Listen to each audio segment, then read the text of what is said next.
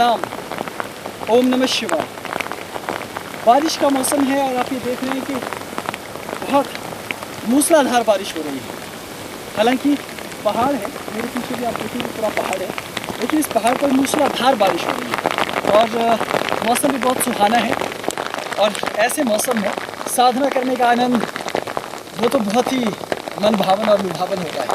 और हर एक योगी की इच्छा रहती है कि प्रकृति का आनंद ले, बारिश में भीगे और इस प्रकृति का भरपूर जिसे कहते हैं कि दिल खोल कर आनंद लूटे।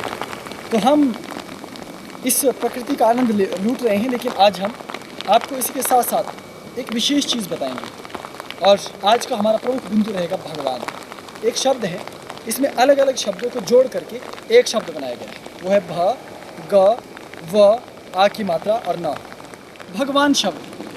अब भ, ग, व, आ और न, ये शब्द जो हैं इनसे मिल करके भगवान बना है। और बार बार आप लोगों के भी प्रश्न आते रहे, आप लोगों ने भी कई बार पूछा कि भगवान के बारे में बताइए।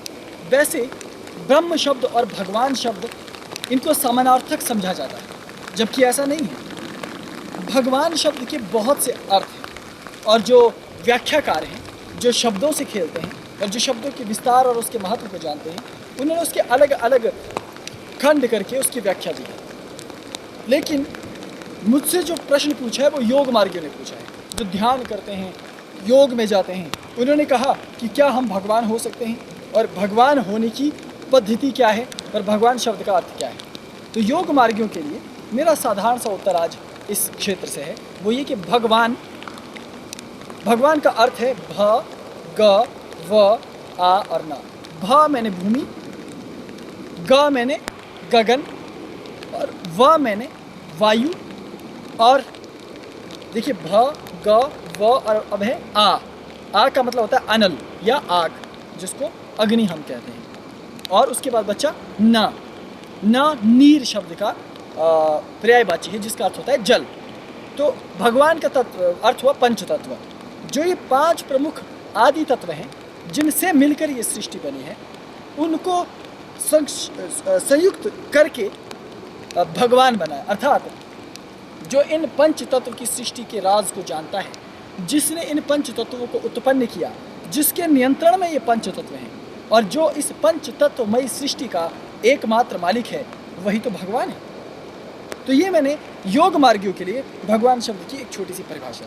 अब आप सोचिए कि अगर कोई भगवान है तो उस भगवान ने इस सृष्टि बनाई कैसे? पंच तत्वों के माध्यम से। पर आप कह रहे हैं कि मुझे भगवान बनना है, तो क्या करना होगा? तो योग इसका सीधा सा उत्तर देता है कि आप ध्यान कीजिए। और ध्यान का प्रथम चरण है धारणा, क्योंकि बिना धारणा के आप समाधि तक नहीं जाते। और ध्यान एक पतली पगडंडी है जिस पर चलकर ही आप वहाँ तक पहुँच पाते हैं। तो आपको मैं उपाय बताता हूँ, जैसे कि ये पंच तत्व मैंने बताया, तो इन पंच तत्वों पर ध्यान करना, इन पंच तत्वों पर धारणा के माध्यम से इन पंच तत्वों में विलीन हो जाना, यही तो ध्यान का, धारणा का एक उपाय है। लोग इसको ध्यान कहते हैं, हालांकि ये ध्यान नहीं है, ये केवल धारणा है। लेकिन फिर भी ये ध्यान का मौलिक बिंदु है, ध्यान का मार्ग। वर्षा फिर से तेज हो गई। अब तो मैं पूरा भीग रहा हूँ। खैर, ये भी तो ध्यान ही है, पंच तत्वों में से एक नीर जो आकाश से बह रहा है, जल तत्व। तो योगी क्या करते हैं? आपने पूछा कि योगियों को, योग मार्गियों को भगवान हो जाने के लिए या भगवान के पथ पे चलने के लिए किस प्रकार से कार्य करना चाहिए। तो इसका सीधा और सटीक उत्तर है कि आप पंच तत्वों पर क्रमशः एक करके ध्यान करना शुरू कर दीजिए, अथवा उनकी धारणा करना शुरू कर दीजिए। क्योंकि ध्यान एक गहरा शब्द है, ध्यान तो एक स्थिति है। आप ध्यान कर नहीं सकते, ध्यान तक आप पहुँचते हैं, ध्यान को आप उपलब्ध होते हैं, लेकिन धारणा आप करते हैं। तो आप धारणा के माध्यम से इस स्थिति में जाने का प्रयास करें। और वो कैसे होगा? भ, ग, व, आ और न।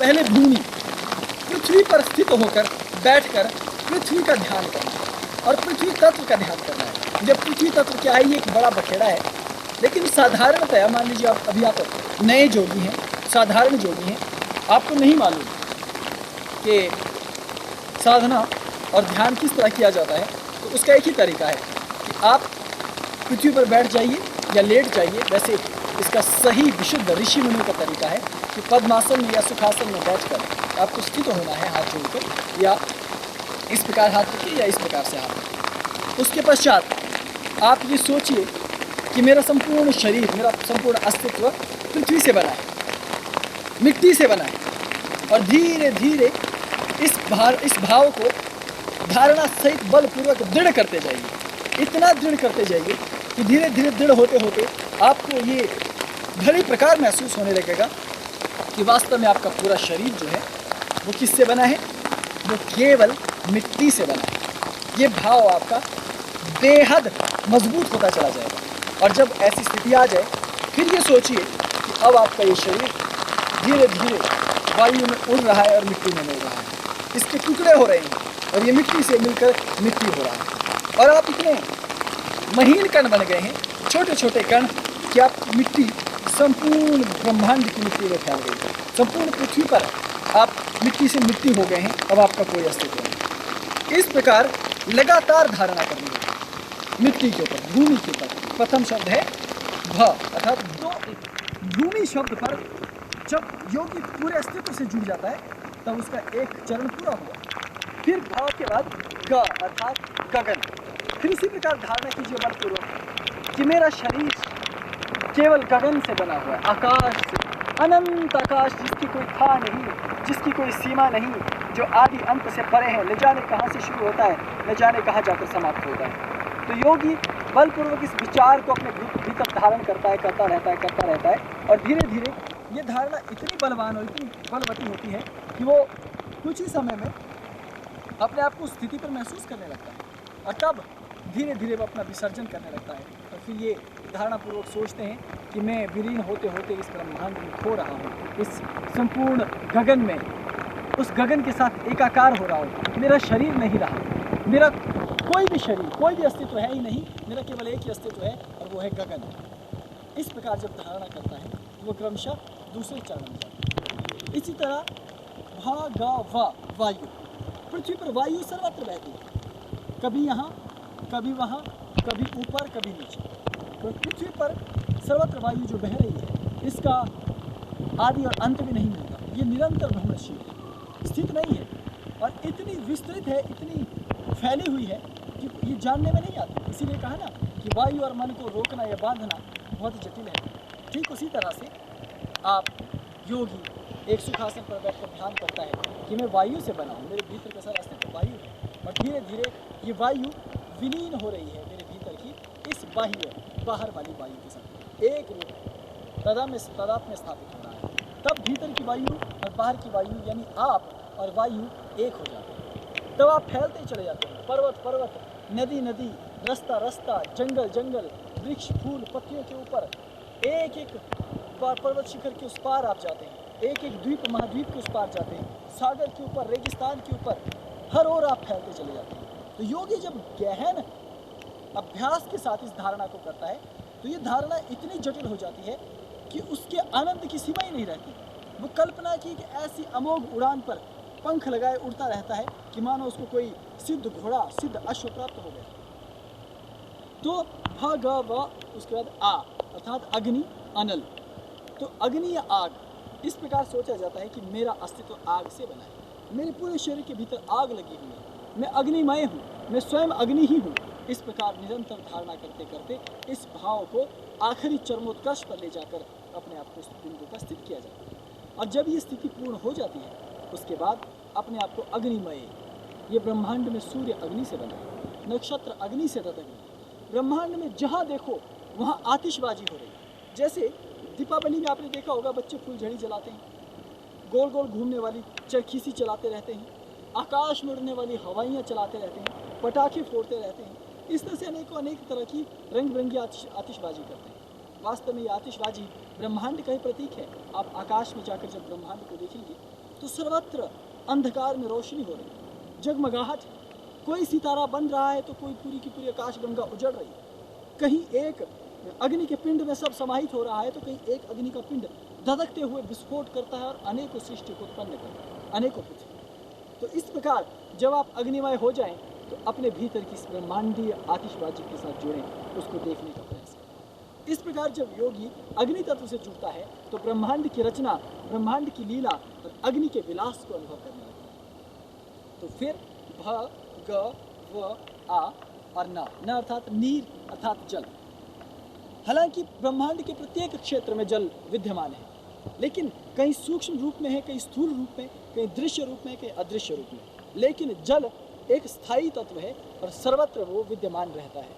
उसे किस प्रकार प्राप्त किया जाता है, ये तो ईश्वरीय आलोक है और विज्ञान का चमत्कार है, और ज्ञान के द्वारा आप ऐसे तत्वों को प्राप्त कर सकते हैं। लेकिन आपको ध्यान के माध्यम से भी यही प्रयोग करना होता है कि आप आलथी पालथी मार कर बैठ जाएं और भीतर देखें कि आपका पूरा अस्तित्व जल से ही तो बना है। सब कुछ जल है और जल में बूंद है और बूंद जल में समा जाएगी और आपका कोई अस्तित्व नहीं रहेगा। तो अपने आप को सोचिए कि आप बर्फ़ के टुकड़े की तरफ पिघल रहे हैं, बूंद बूंद करके टपक रहे हैं, जैसे मेरी नाक से टपक रही है, छी दाढ़ी से टपक रही है। शुक्र है कि वर्षा रुकी है, लगता है हमारा पवित्रीकरण ही करना था बस, और कुछ भी नहीं। पूरे कपड़े निचोड़ भी देंगे तब भी सूखने वाले नहीं हैं। खैर,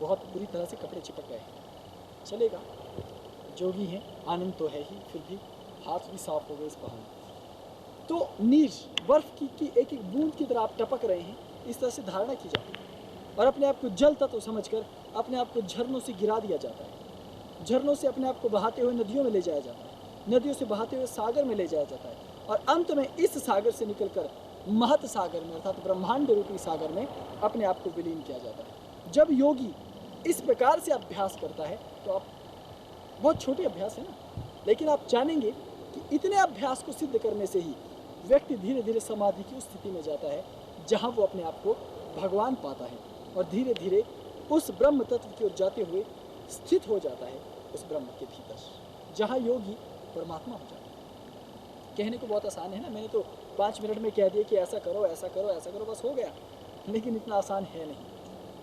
आपको इस धारणा को करने के लिए अपने नियम बनाने होते हैं कि क्या भोजन करेंगे, कैसे वस्त्र पहनेंगे, किस प्रकार का आपका आचार व्यवहार रहेगा, कैसे आपकी मान मर्यादाएं रहेंगी, आपको किस परिवेश में रहना है, वहाँ किस तरह के खाद्य पदार्थों का सेवन आपको करना है, क्योंकि प्रत्येक तत्व का योगी के ऊपर गहरा प्रभाव पड़ता है। इसलिए योगी प्रकृतिवादी होता है, प्रकृति में रहना चाहता है, धूप में सूखना चाहता है, जलना चाहता है, पानी में भीगना चाहता है, प्रकृति में सोना चाहता है, पाँव फट जाते हैं मिट्टी में चल चल करके, बीमारियाँ निकल आती हैं, भूख से पेट अंदर चिपक जाता है, लेकिन तब भी अपनी सतत यात्रा सुचारू रखता है, जारी रखता है, घबराता नहीं है, परेशान नहीं होता। इसलिए योग यात्रा थोड़ी जटिल है, लेकिन ये भगवान को समझने की एक परंपरा है।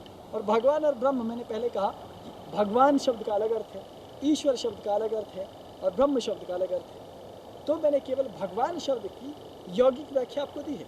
उन योगियों के लिए जो योग मार्गी है, इसी का तांत्रिक अर्थ है, इसी का राजसी अर्थ है, इसी का शास्त्रोक्त अर्थ है, इसका वैदिक अर्थ है। तो ईश्वर एक बहुत विशाल शब्द है। जैसे योग क्या है, सटीक व्याख्या कोई नहीं देता, अनेकों उदाहरण देता। कोई कहता है कि चित्तवृत्ति निरोधश्च योगः, कोई कहता है सर्वत्रम योग उच्यते। इस प्रकार से अनेक परिभाषाएं हैं। ठीक वैसे ही ईश्वर शब्द की और भगवान शब्द की अनेकों परिभाषाएं हैं। तो एक योगी को जो भगवत प्राप्ति के लिए जा रहा है, भगवान की प्राप्ति के लिए जा रहा है, उसके लिए ये ज़रूरी है कि इस प्रकार से ध्यान करें। अब यहाँ थोड़ा सा संपुट भक्ति मार्ग का भी मैं देता हूँ, क्योंकि अक्सर योग मार्गी, अधिकांश साधकों में से कुछ साधक भक्ति मार्गी योगी भी होते हैं जो ईश्वर को साकार मानते हैं, जैसे भगवान शिव सर्वत्र हैं या जैसे भगवान विष्णु सर्वत्र हैं। तो ऐसे में वो क्या करेंगे कि इन्हीं पंच तत्वों की जब धारणा करेंगे तो ये सोचेंगे कि मेरे भीतर, जैसे पहला शब्द है भूमि, कि मेरे नीचे भूमि है, उसमें भगवान है। अगर शिव का भक्त है तो सोचेगा कि शिव है चारों ओर नित्य, विष्णु के भक्त है तो सोचेंगे विष्णु है, देवी के उपासक है तो सोचेंगे देवी है, और फिर यही धारणा करेंगे कि वही देवी मेरे भीतर समाहित हो रहे, वही भगवान शिव, वही विष्णु मेरे भीतर समाहित हो रहे। और धीरे धीरे वो भूमि और वो भूमि, वो भगवान और मैं भगवान एक हो गए। अब वो वाली पृथ्वी तत्व और ये वाला पृथ्वी तत्व दोनों ब्रह्म हैं, दोनों वहीं पर विलीन हो गए, एक दूसरे में समाहित हो गए। अब मेरा कोई अस्तित्व नहीं है, मैं वही हूँ जो नीचे भूमि है। इसी प्रकार वो साकार के साथ संपुट देते हुए आगे बढ़ेंगे, जबकि इससे पहले जो मैंने उदाहरण दिया वो निराकार से योगी उसका संपुट लगाते हुए अपनी साधना को आगे बढ़ाता है। तो ये एक छोटी सी परंपरा है, लेकिन योग मार्ग हो, चाहे साकार मार्ग हो, चाहे निराकार मार्ग हो, दोनों मार्गों में कुछ बातों का ख्याल रखना पड़ता है। वो है मर्यादा, वो है संयम, वो है आचरण, वो है आपका अभ्यास। अगर आपने निरंतर अभ्यास नहीं किया, निरंतर आपने इस प्रयोग को नहीं किया, आपने उसको छोड़ दिया और इस प्रयोग के लिए आपने अपने आप को सर्व समर्पित नहीं किया, तो परिणाम नहीं आते। और एक और बात कि जितना मैंने आपको बता दिया, अगर आप सोचें कि बात केवल इतनी सी ही है, आपको केवल इतना ही सोचना है, तो बेवकूफ़ी है।